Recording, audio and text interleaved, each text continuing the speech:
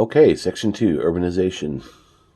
Main idea. During the 3 decades following the Civil War, the United States transformed rapidly from a rural nation to a more urban one. Key terms and names: skyscraper, Louis Sullivan, tenement, political machine, party boss, George Plunkett, graft, William M. Boss Tweed.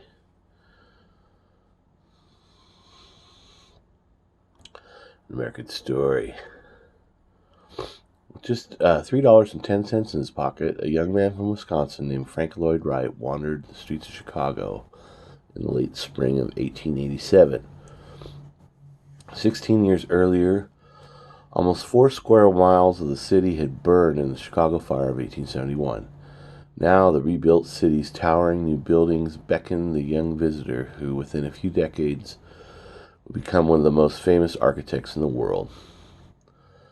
In Chicago, Wright saw many electric lights and cable cars for the first time. What surprised him most about the big city, however, were the signs that seemed to be everywhere. There were glaring signs in the glass shop fronts against the lights inside. Hurrah! Signs! Stop! Signs! Come on in! Signs! Hello! Signs! Set out before the blazing windows on the sidewalks. Food shops, barber shops, eating houses, saloons, restaurants, groceries, laundries, and they all became chaos in a wilderness of Italian, German, Irish, Polish, Greek, English, Swedish, French, Chinese, and Spanish names. Americans migrate to the cities. During the 3 decades after Civil War, the urban population of the United States, those living in towns with a population of 2,500 or more, grew from about 10 million in 1870 to over 30 million in 1900. New York City alone, which had over 800,000 inhabitants in 1860, grew to almost 3.5 million by 1900. Frank Lloyd Wright observed Chicago during an even faster growth period. The Midwestern city swelled from 109,000 residents in 1860 to more than 1.6 million by 1900. The United States had only 131 cities in 1840. By 1900, that number had risen to over 1,700. Most of the immigrants who poured into the United States in the late 1880s and the late 1800s lacked the money to buy farms and the education to obtain higher-paying jobs. They therefore remained in the nation's growing cities, where they toiled long hours. Where they toiled long hours for little pay in the rapidly expanding factories in the United States. Despite the harshness of their new lives, most immigrants found that the move had still improved their standard of living. Many rural Americans also began moving to the cities at this time. Farmers moved to the cities because urban areas offered more and better paying jobs than did rural areas. Cities had much more to offer, too. Bright lights, running water, and modern plumbing, plus many things to do and see, including museums, libraries, and theaters. Skyscrapers. As the city populations grew, the new urban environment. As millions of people flooded into the nation's cities, engineers and architects developed new approaches to housing and transporting such a large number of people. Skyscrapers. As the city's populations grew, demand raised the price of land, giving owners greater incentive to grow upward rather than outward. Soon, tall steel-framed buildings called skyscrapers, key term, began to appear on the American skylines. Chicago's 10-story home insurance building, built in 1885, was the first skyscraper, but other buildings quickly dwarfed it. New York City, with its business district on the narrow island of Manhattan, boasted more skyscrapers than any other city in the world. With limited land, New Yorkers had to build up and not out.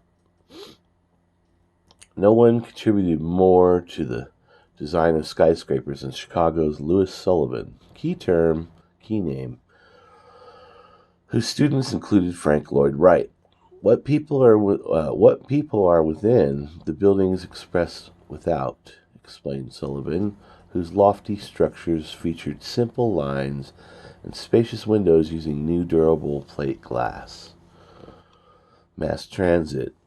Various kinds of mass transit developed in the late 1800s to move huge numbers of people around the cities quickly. At first, almost all cities relied on the horse car, a railroad car pulled by horses. In 1890, horse cars moved out about 70% of the urban traffic in the urban areas. More than 20 cities, beginning with San Francisco in 1873, installed cable cars, which were pulled along tracks by underground cables. Then, in 1887, engineer Frank J. Sprague, key term, developed the electric trolley car. The following year, Richmond, Virginia opened the country's first electric trolley line. In the largest cities, congestion became so bad that engineers began looking for ways to move mass transit off the streets. Chicago responded by building an elevated railroad, while Boston, followed by New York, built the first subway systems. Separation by class. In the growing cities, wealthy people and the working class lived in different parts of town.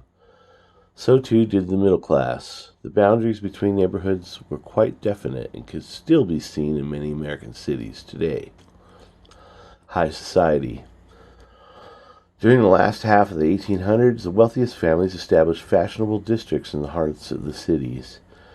Americans with enough money could choose to construct a feudal castle, an English manor house, a French chateau, a Tuscan villa, or a Persian pavilion. In Chicago, merchant and real estate developer Potter Palmer chose a castle. In New York, Cornelius Vanderbilt's grandson commissioned a $3 million French chateau, equipped with a 2-story dining room, a gymnasium, and a solid marble bathroom. Middle-class gentility. American industrialization not only made the wealth of people like Potter Palmer possible, it has also helped create a growing middle class. The nation's rising middle class included doctors, lawyers, engineers, managers, social workers, architects, and teachers. It was typical for many people in the emerging middle class to move away from the central city. Some took advantage of the new commuter rail lines to move through streetcar suburbs. During this period, middle-class salaries were about twice that of the average factory worker. In 1905, a college professor earned a middle-class salary of $1,100. That amount, however, still proved insufficient for one turn-of-the-century professor's wife, who complained.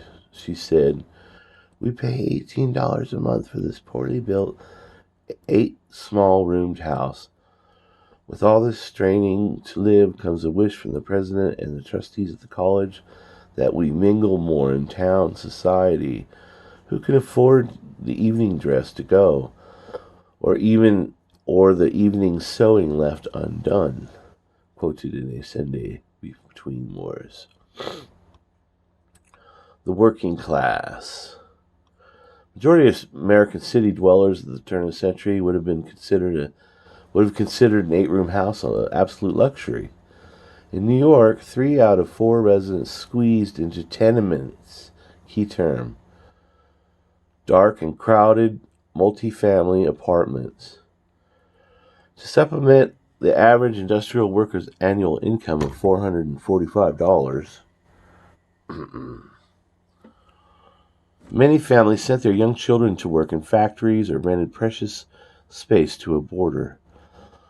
Zalman Yofef, a journalist, lived in a New York tenement as a child. He recalled,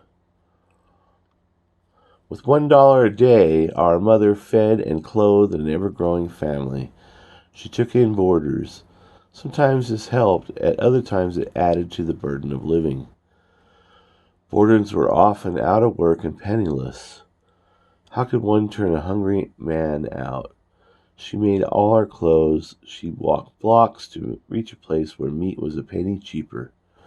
where bread was half a cent less.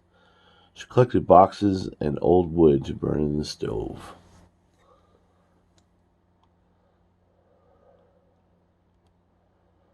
Urban problems. City living posed threats such as crime, violence, fire, disease, and pollution, especially for the working poor like Yofa and his family. The rapid growth of cities only made these problems worse. Minor criminals such as pickpockets, swindlers, and thieves thrived in crowded urban living conditions. Many crimes multiplied as well. From 1880 to 1900, the murder rate jumped sharply from 25 per million people to more than 100 per million people. In comparison, the murder rate in 1999 was 57 per million people. Native-born Americans often blamed immigrants for the increase in crime and violence. In reality, the crime rate for immigrants was not significantly higher than that for other Americans. Alcohol did contribute to violent crime, both inside and outside the home. Danish immigrant Jacob Riis, who documented slum life in his 1890 book, How the Other Half Lives, accused saloons of breeding poverty, corrupting politics, bringing suffering to the wives and children of drunkards, and fostering the corruption of the child by selling beer to minors.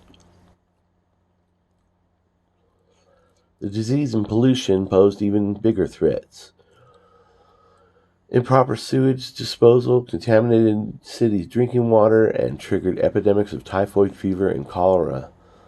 Though flush toilets and sewage systems existed in the 1870s, pollution remained a severe problem as horse waste was left in the streets. Smoke belched from chimneys, and soot and ash accumulated from coal and wood fires. Urban politics. A new kind of political system developed to meet these urban problems. This system provided essentially central city services in return for political power. Here we go. The political machine and the party boss. The political machine, key term, an informal political group designed to gain and keep power, came about partly because cities had grown much faster than their governments. The new city dwellers needed jobs, housing, food, heat, and police protection. In exchange for votes, political machines and the party bosses, key term, who ran them, eagerly provided these necessities. George Plunkett, an Irish immigrant who rose to be one of New York City's most powerful party bosses, explained how the system worked when a fire burned a neighborhood.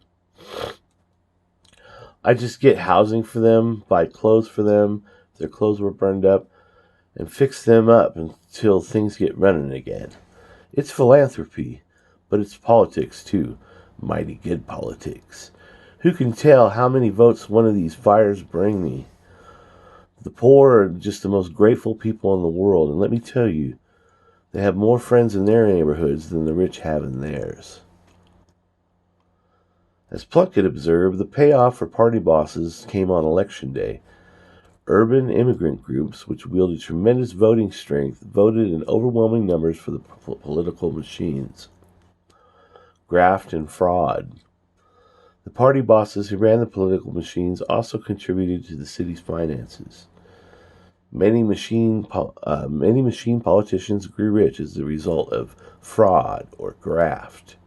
Key term, getting money through dishonest or unquestionable means. Plunkett defended what he called the honest graft. For example, a politician might find out in advance where a new park was to be built and buy the land near the site. The politician would then sell the land to the city for the profit. As Plunkett stated, I see my opportunity and I take it.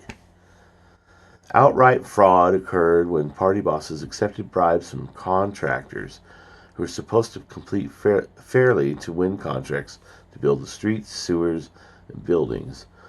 Corrupt bosses also sold permits to their friends to operate public utilities, such as railroads, waterworks, and power systems. Tammany Hall.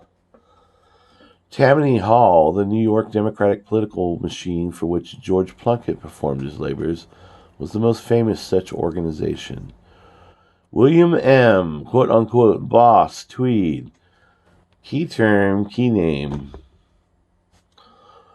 was its leader during the 1860s and 1870s. Tweed's corruptions led him to prison in 1874. Other cities' machines controlled all the city's services, including the police department. For example, St. Louis's boss never feared arrest when he called out to his supporter at the police-supervised voting booth. Are there any more repeaters out here that want to vote again?